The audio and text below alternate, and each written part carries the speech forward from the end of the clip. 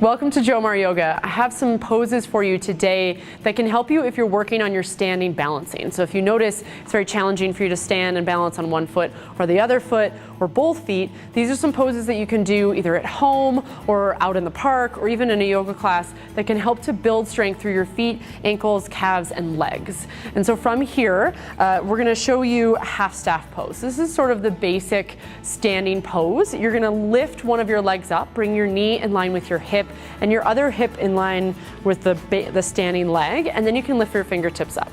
You can take this with your hands here, or you can take with your hands on your hips. Just work on the standing balance. So if you notice I'm a little bit wobbly here, but that's totally normal, and maybe it's a little easier on the other side, you can play around with it. From the standing staff, if you want to work a little deeper into it, you can take a figure four. So you'll bring your ankle to the top of your knee on your standing leg, and then you'll start to sit your hips back.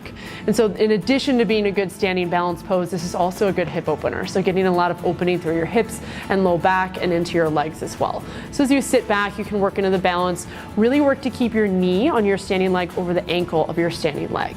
So you can come out of that and you can take a little break, shake it out, and just holding these poses for anywhere from 15, 30, 45 seconds, just to play with where you are with your balance and noticing the difference side to side.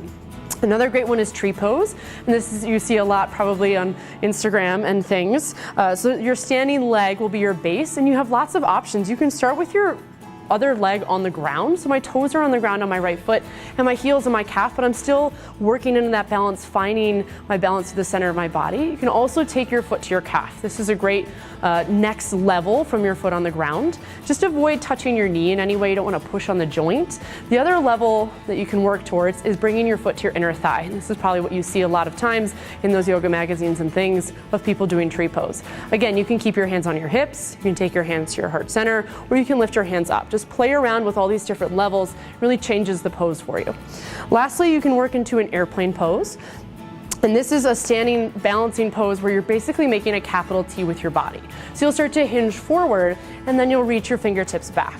And so try to level your hips with the ground, take your outer left hip and bring it down, and then a little soft bend in your standing leg.